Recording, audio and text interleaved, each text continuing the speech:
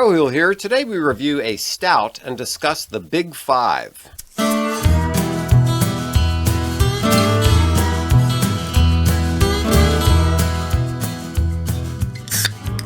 Hello and welcome to Beer and Conversation with Pigweed and Crowhill. Good evening, Pigweed. Good evening, Crowhill. What's on your mind today?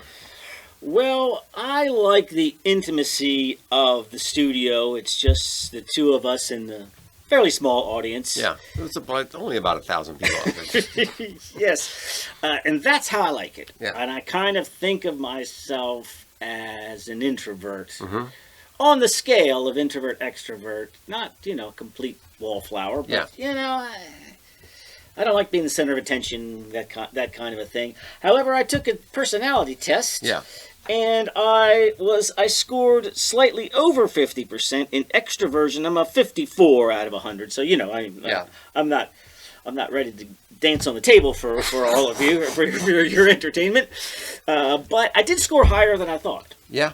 So have you ever taken one of these tests? Unfortunately, I have. Yes. Okay. Yes. But we'll talk about that. But first, I want to get into this interesting beer that you've got here. Yes. This is Super Thick Stout.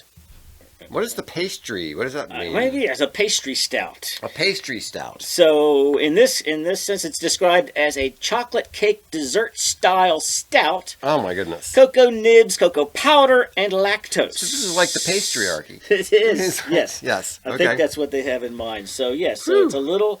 It's 8%, and it's like a slice of chocolate cake. All right. And, Lent is over, so a slice of chocolate cake sounds good to me.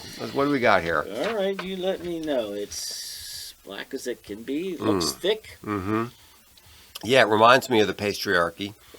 But for those of you who don't recall, from time to time, we review this series of beers that come out of, what's the brewery? Duclaw. And they have this thing called the patriarchy where they make strong beers like this. And they, it's like... Almost all 8%. Yeah. Dessert-themed. Dessert-themed. This is fantastic. Yeah. This is really, really good. But it is like German chocolate cake. It is like German chocolate cake. I would take this over a German chocolate cake any day of the week. Yes. With 8%. So, yeah, very nice. This is from Old Mother Brewing in Frederick, Maryland. Mm-hmm. Never heard of it, never been there, but it was available on tap. And I got this at a local place that does growlers. Yeah. And, fantastic. And this is wonderful. You don't really want to drink two of them. Not only because it's 8%, but also because it's just probably a zillion calories in this thing. Wait, hold on. I know on the board, I don't see it here on the website, but on the board it actually did have calories for it. Yeah, it's probably 300. Yeah, this is like eating a slice of cake. Yeah, it's you buy the entire box of Thin Mints and eat the whole thing. Probably the same number of calories. Right. You look on there and you go, oh, well, that's not so many. Serving size, one cookie, and you just eat the whole box. That's right. Yeah. No, this is fantastic. Very, very, very well done. All right. Very nice. So, yes, this is called the Big Five. The Big Five personality traits, and that's what's on the board back here. Yes, and it's this one is CANOE, but it's also ocean. Oh, CANOE! I never heard that one yet. Yeah. So ocean, openness, conscientiousness, extroversion, agreeableness, neuroticism. Yes. Or CANOE, conscientiousness, agreeableness, neuroticism, openness, extroversion. Right. And the thing that's fairly interesting, standard, right? Yeah. The thing that's interesting about the Big Five is that there are a lot of personality tests and things that people take from time to time, and a lot of them are not based on science. But the Big Five actually are based on science. They've been studied over and over again. There's a lot of literature about them. And it's pretty well established that these aspects of personality are repeatable and actually show differences between people. Right, and it's a reliable way to assess a person's personality. And we took a test. Yeah, we did. And I don't know, we tended in the same direction. Generally speaking, we were both very high in openness. I'm a little higher than you, which surprised me. I'm in 92 and you're in 81 on openness. And then conscientiousness, I expected to be high on conscientiousness, but I... Hold on, wait, let's go talk about what they mean. Yeah, so openness idea. to experience is, what does that mean? I've got... So on the high end, if you're high, enjoy learning and trying new things, have an active imagination, intellectually curious, enjoy challenges, like to travel. Yeah. And if you're at the other end, you know, traditional thinking, not particularly, likely to stick to routines, dislike change. And the funny thing is, a lot of things in my life are very routine. I know. And so I was kind of surprised that I got such a high rate. Right. I think of myself as grounded and yeah. Traditional thinking. So, at any rate, so if you had just looked at these and picked which ones do you want to be, yeah. I think you would get a different score. Than the test doesn't do it like that. Yes. They ask you certain questions about what would you rather do this or that. Yeah. So it sort of gets at the... Yeah, and I tend to hate those kinds of questions. Would you rather lead or follow? Well, is General MacArthur around? I'd rather follow. So I don't like these kind of things. But anyway, so I was also wondering about every one of these. You're looking at the list: openness, conscientiousness. You want to be open. You want to be conscientious. Extroversion, introversion. I don't know. You want to be agreeable. Neuroticism sounds bad. But I was asking, isn't there a good and a bad side to each one of these? Like, can't you be too open?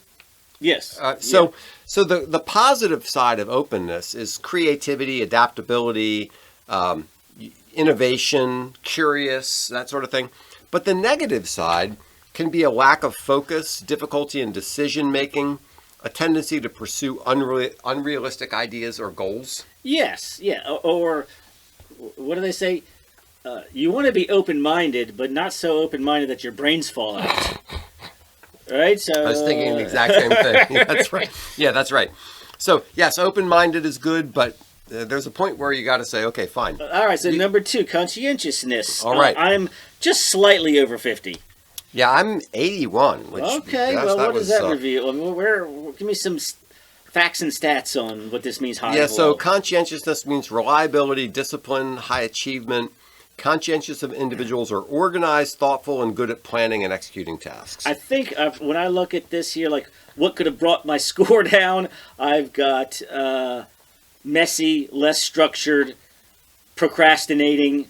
That would bring your numbers down. That's probably why I barely cracked 50. Well, the other thing about this is self-reported data. Well, go ahead. Yes, it would be very interesting. It would be very interesting if I took this and I asked my wife to take it, answering for me. Yes, exactly. But your wife, a coworker, and your best friend. Right. Take it and say and aggregate exactly the four of them would probably and how get do closer. you how do you differ from what everybody else says about you? It's like what? Selfless and open to helping others? Are you really? I give myself 100. That's right. And the other here are like, I just asked you to help me move, and you faked a leg injury. You've been telling me you were a genius since you were 17, and all the time I've known you, I still don't know what you mean. Right. Right. Yeah. So I think the self-reporting is there's a problem. There is a problem in here. All right. So in the number 3, we've got extroversion. Extroversion. Like I mentioned. Go ahead. So it's sociability, enthusiasm, leadership. Extroverts are energized by social interactions, making them excellent in roles that require teamwork and communication. Mm-hmm. Yeah. Generally enjoy being around people, like to start conversations. How about this? I was thinking about this as a measure. Likely to chit-chat with your barber or somebody in line at the grocery store. Yeah. And I'm like, not really. If I'm in another town, I might interact with a cabbie. In my own town, probably maybe not, unless he's got a strange accent that I'm curious about. But mostly, I'm not a small talker. Yeah. And I know people who just just strike up a conversation with any old person. But again, it could go either way. I don't know. I ended up chit-chatting with the older woman in line at Walmart the other day. I guess we just got tired of standing there. I needed something to do, but I would consider myself low in chit-chatting. Yeah. So I think it's kind of funny because in some ways I'm very extroverted. I chit-chat with people, but in other ways I kind of like to be, there's a big group. I find myself standing by myself a lot of times. And just yesterday, I'm in New York at this conference, and I found myself standing by myself, and I think, no, wait a minute, you're here to meet people, and I have to force myself to get out to do that. Yes, this is what I would not do. Hey, guys, I got this great joke. Hey, you two, get in here. I got this great joke. Right, I wouldn't do that either. I'm not that guy. No. You know. Yeah. I love that guy. You know. Negative... Actually, I'm sometimes I'm made uncomfortable by my introversion. Like, God, I wish I could be that guy. Yeah. But it just doesn't come natural. So that's the negative side. The negative side of extroversion is attention-seeking behavior, impulsiveness, there you go, and difficulty spending time alone. Here's what. Feel tired after socializing. You know what? I'm tired after the show. This is like the most talking I do in the entire week. Mm-hmm. In the course of 40 minutes. It's just with me. It's just with you. So, yeah, no, I don't say that. And the 1,000 people who are watching. The big audience. Right. Gosh, they're quiet, aren't they? I know. Gosh, come on, people. So, agreeableness. Okay, this is interesting. Go. So, high agreeableness contributes to social harmony. Agreeable individuals are compassionate, cooperative, and good at mediating conflicts. I generally think of agreeableness as you're just not going to argue about it. Yes, I was here. I'm coming in at solid 50. I'm right there at 50. What am I? 65. Okay, you're 65. So how? So the openness to the new idea, right?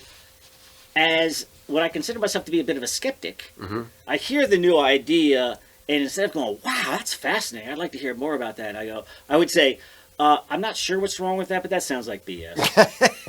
So I think that's what pushes my number down. Yes. Like I couldn't argue it, but I don't know, really. My dear Ancient aliens, come on. My dear saintly departed mother was later in her life very upset with herself that she thought she was too agreeable. Because the negative side of agreeable is I get it. Yeah, it's a lack of assertiveness. It's a difficulty in setting boundaries, and sometimes you're taken advantage of. I was up for a supervisory position, and the feeling that I got from the higher ups was I wasn't willing to be mean enough to my subordinates, because I was too agreeable a guy to bring the hammer down when it was necessary. A little while ago I was mentoring this young professional in the technology area, and after speaking with him for a little while, I said, you got to culture your inner asshole. Yeah. To some extent, there are times when you have to say no. Right. And now I've heard Jordan Peterson talk about where men and women are high and low. So that's great that women are higher on the agreeableness. Yes. But it also may be why they're less likely to rise up to that CEO position, because, there's a sort of an agreeable, nurturing, let's just get everybody to get alongness in women, which is positive, like you're saying. Yeah. However, then the downside would be, you just might not be, there's actually a lot of psychopaths who are CEOs. That's right. That's right. So there are sex differences in the big five. Okay, let's finish at number 5, and then let's talk about those. Yeah. So neuroticism. Yeah. What the that sounds bad. It does. It sounds like who wants to score high? Who wants to be neurotic? Yeah. And I unfortunately I scored higher than I wanted to. I was a 48 on neuroticism. So this is also emotional stability. Or neuroticism, the way that this is. So, if you're high, see, I'm surprised I didn't go higher. Often feel insecure. Well, no, I don't get stressed. Get stressed easily. Worry a lot. Mood swings. All right, so I'm not those things here. Who score low on this? Manage stress. Don't worry a lot. Often feel relaxed, unlikely to react to stressful situations. It'll be later when my wife will ask me why I wasn't more stressed about a situation. I was like, I didn't notice. Was I supposed to be stressed? I think another aspect of this is can also depend a lot on your circumstances at the time. Like if I'd taken this exact same test a year ago, Right. I think I would have scored very differently. Yeah. Because right now, there are a lot of things that I'm worried about.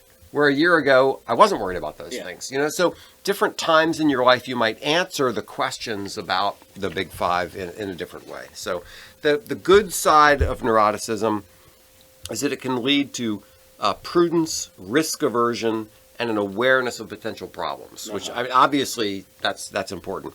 The bad side, of course, is that if you have low neuroticism, you might be overconfident. You might have a lack of preparedness and a tendency to overlook emotional cues from other people. Right. So what if you were the vice president of the country and every time you spoke, it sounded like you were completely unprepared? Like I can't imagine you're doing a book report on a book that you haven't read yet. I don't know. Would that fall? Would that be in the neurotic scale or not? I'm not really sure. Yeah. So openness apparently are generally small between men and women. Women tend to score higher on conscientiousness. That's okay. That was the other one. Yeah. Extroversion don't differ significantly between men and women. Women tend to score much higher on agreeableness than men. And women tend to score higher on neuroticism than men. Women tend to have more negative emotion than men. Yeah. Yes. And so when you're looking at things like wage gap or something like that, it's women just tend towards different jobs. Yeah. So it's this idea that this idea that you're working the exact same job, doing the exact same thing, and you're making 77% of the man is nonsense. Right. If you want to look at like the overall earning power of a woman over her lifetime versus a man, without considering what the fact that she took off a couple of years to have children, or something, that's choices that you're going to make, or that you may have the same aptitude towards math and engineering, but women more inclined to work with people, and men more inclined to work with things. So they become engineers, while the women work in social services, and that's great and it's fantastic, and you're finding your way out. But you get paid more money over there, not because you're a man, because this job of engineering pays better. Yeah. So the Big Five is a scientifically based personality thing. There are a couple of other things I wanted to just mention briefly that are not as scientifically based. One's the Myers Briggs. So we did that about a year ago, right? We did, yeah.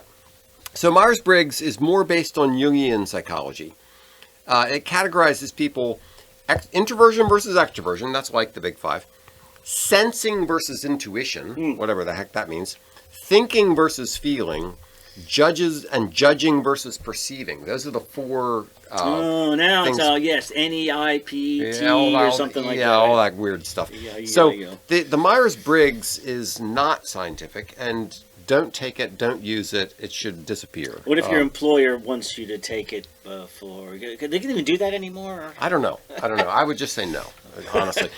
I remember one time I was in this retreat. I was working for this one company, and they took us on this management retreat where all the managers in the company had to go out and take this stupid personality index.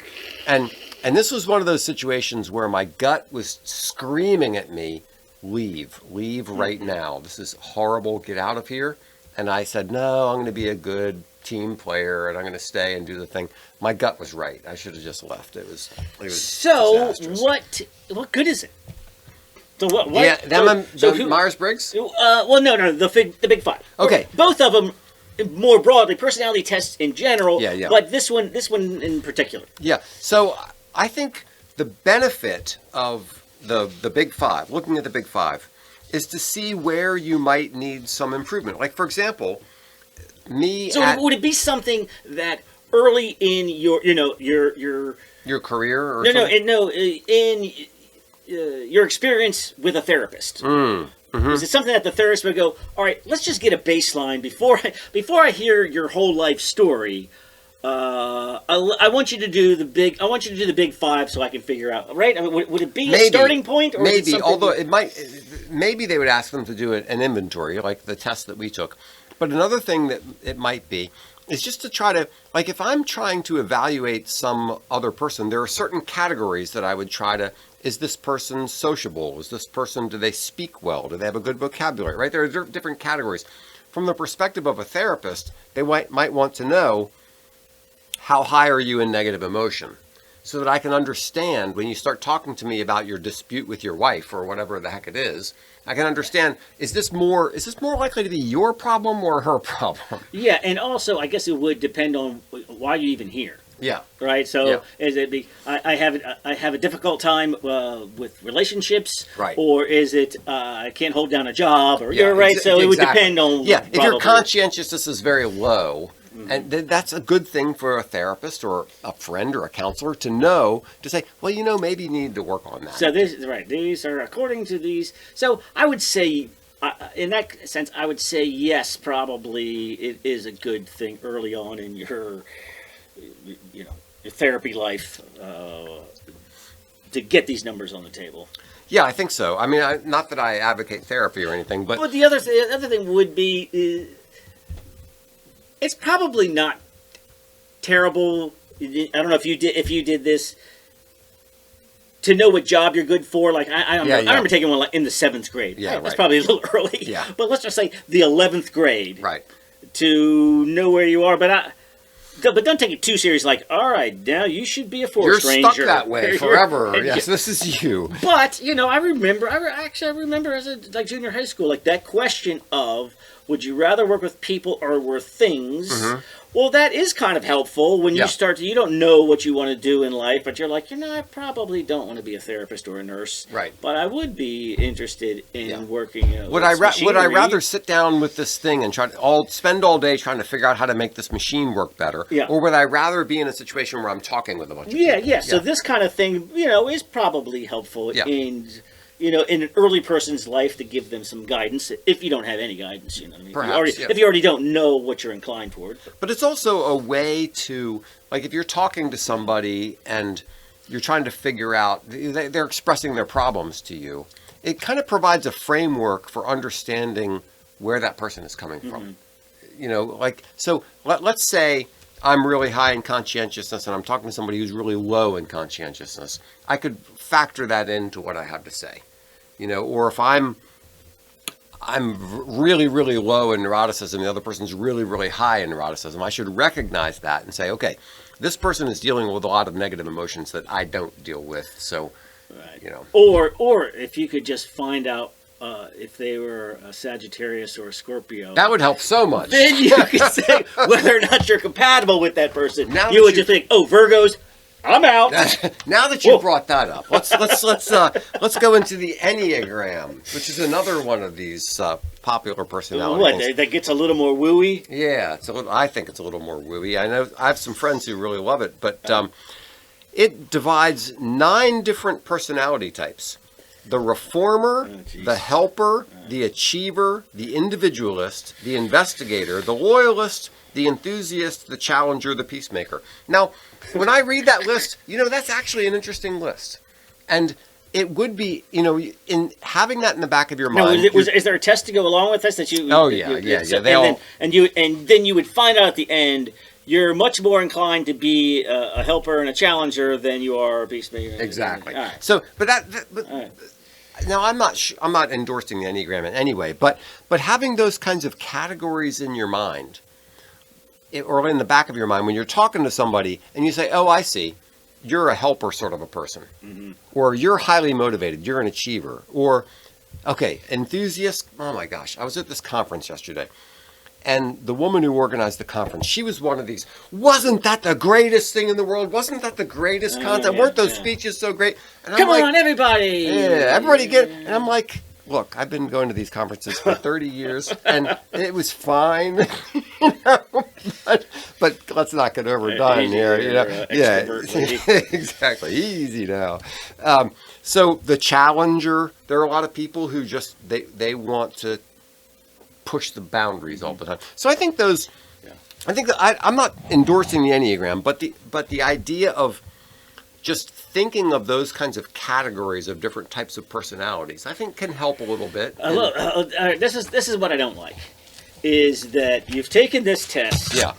and you walk around going, I'm the kind of person Exactly. who, like, I have never started a sentence with, well, you may think that, but I'm the kind of person who, I'm like the introvert extrovert thing. Yeah. Like, I'm, well, as an introvert speaking here, no, I'm like, it totally depends on the situation. Yes. Yeah, sometimes I will tell a joke in front of a crowd of people, tend not to, but yes, when you start, there are two types of people in the world. The people who think that there are two types of people in the world, and the rest of us. Yes. Right. So there's this walking around with. Yeah. So don't get too attached to your numbers. No, exactly. And that I'm a challenger. I'm a challenger. I can't. Yeah, don't expect me to be that. That was the thing that I hated the most about that retreat I was mentioning before. Is afterwards the CEO of the company judged everybody based on where they fit. Yeah, you have to put a star on your chest with saying, all right, low in conscientiousness. Right. Yeah. So that kind of oh, well, you're EMTB or whatever. Yeah. Therefore, come on. Don't that kind of stuff. I hate that kind of stuff. I don't even know. All right, so that's enough with that. Yeah. All right. It's interesting. Yeah. Okay.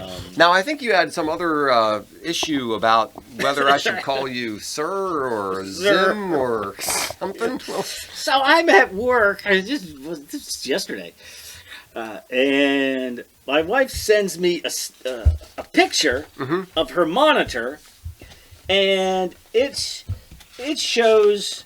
Where's the rest of my beer review? Do you have it? You have the beer review? I might have it in this final pair right here. Yeah. So she sends me. Oh, this is it here. Okay. And she's in pronoun class. Which ought to be something you do in what, like second grade grammar? Yes. All right. Indirect object. Direct object. Yes. Yeah. So. And she sends a little meme of somebody pretending to shoot themselves in the mouth. Right. Which is what I would do. So Mrs. Pigwee works for local government, and she sent me this thing here. So let me clear up a few things here. Two of my worst fears did not come true. Okay. Which is good. So no, she was not required to take this. Okay. And no, there's no pronoun policy that you have to commit to. Oh, that's good. Exactly. So those two things were steaming me. Yeah. Until I talked to her about it, and I talked to Longinus too, and he says he who also works for the city, and he says yeah. They just recommended it, and in it says to following gender pronouns is makes people feel accepted or whatever. So my worst fears. We're done. And then she walks in, she says, I never did figure out what the hell a gender unicorn is. Did you look at this thing at all? So she sent me the PDF. Yeah. And I don't... Gender unicorn. What? And it's got... What is this thing down in the crotch area here on this unicorn? Yes, I don't even know what that here is. we are talking about the whole trans community, and it just looks like a horse with a dildo on his head. So that's uncomfortable. Yeah. And here we go. Here the gender unicorn. Right. So I thought I was going to be able to help her out when I read the thing. What is the gender unicorn? I don't know. At any rate, so she sat through the whole thing. She said, whenever they offer these things, or voluntarily offer, CPR or whatever it is. She says, CPR, take that. She says, I take all of them, right? And then you can just check it off when your review comes up. Yeah. Oh, you look like the kind of person who's wow. Really there you go. So you're open. She was high levels of openness. High openness, yes. So all right. So anyway, this is not an exhaustive list. But just forget that. Let's just go with what would that be? Is that direct object? No, it's the to her. So that would be the direct object. That would be the indirect object. Yeah. She. So anyway, she. So what this is not an exhaustive list because there are an infinite number. Yeah. But what do we have here just for starters? Okay. So imagine this is the subject. So feeds a cat. It would be She feeds a cat. They feeds a cat, which annoys the heck out of me. Per feeds a cat. Si feeds a cat. Z, gzl, and zai, or something. Yeah. I don't even know how to pronounce some of these. Like, how do you pronounce XE? So then you've got, so down here is possessive. Right. The cat and then is reflexive. Yeah. Themself. Right. So they're just in, so she's like, well, they like themself. What? Yeah. So it's an, or per self. How about that one? Per self. so you need to introduce yourself, find out what, because this is a very limited list here. It says right here. Whoa, Because there's probably 55 other there's ones. 55 other ones. So you introduce yourself, find out what they're said. I mean, it's 5. And then I've got to reprogram my brain in order to go through this whole stupid exercise for remember every which person. one they are. Yeah.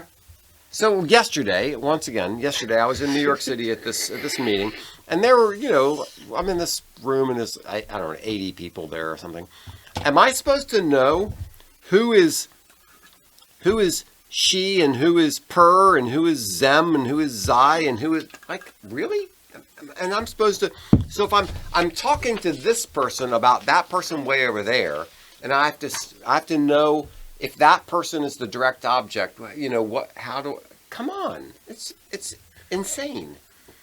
All right, so then you've got, what is this one here?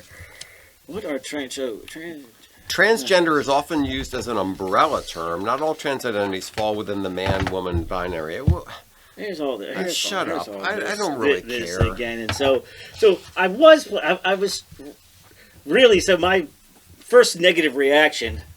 I don't know where would I score my skepticism? I guess I'm high on skepticism. My Yes. first reaction was A, she was compelled to take this class, and B, there would be consequences for if you're not doing nothing. But instead, the city probably paid $10,000 to a gender To some weirdo to come do this. somebody to somebody who who got a degree in gender studies and then invented a job and convinced the city that they needed to pay $10,000 Yeah. to, right? My favorite reaction to all this is in social media, which I don't spend a lot of time on social media, but when you see somebody responding to a post and the only response they say is pronouns in bio. In other words to say, you're a nut. I don't care what you have to say. If you put your pronouns in your bio on social media, then you're a nut and never mind. Yeah. That is a quick giveaway. Yeah. So we did a show on speed dating. What if that's the first thing you sit down and you go, what are your hi, pronouns? my name, right. Here are my boobs, and here is my feminine face, and guess what? I'm she, her. Yeah, I knew that. Janice. Is that right? Strike. Strike, yes. If, I can't stand it when I see somebody's name and then he, him. I look at that and I say, come on. I saw one of them. So in this picture that Ms. Pigweed sent me, it was coming from somebody, and it said she, they. And I'm like, now, how does that fit with the chart? Where's your chart? There's no she. There's no she, they. That doesn't qualify. Unless what they're saying is you can call me either she or they. Well, who's going to choose the stupid they thing? Nobody even understands it, and it doesn't make any sense. But if you're giving me the option of calling you what you actually are versus something that I can't even understand, I think I'm just going to go with the she. That's cool with you, Brandon. I mean, Brandy. Yes. Yeah. Okay. So pronouns. Look, get over it. But before we close this out, I have a challenge. Okay. For you. Okay. Do you know who Judith Butler is? Oh gosh, I've heard the name. She is a big deal in gender theory. She's a leading muckety-muck intellectual in gender theory. I'm glad you didn't say leading thinker. Because no, exactly right. I was going to say a leading expert in the same way that there are Bigfoot experts. Yes. So she has been given the honor of writing, or she was nominated for the worst sentence. Oh, good. So I challenge you. Okay. before all of our audience, and I'm sorry it's so long and such a run-on sentence, Okay. but can you read Judith Butler's, written in 1997 on the Journal of Diatrics? Journal. What is diatrics? I do not know. I don't subscribe This to is that the one. sentence? This is, yes, it's a whole paragraph. This is diacritics. Oh, diacritics. Well, Okay. now I know. Yeah, that's better. All right. The move from a structuralist account. With feeling. Okay. All right. All right.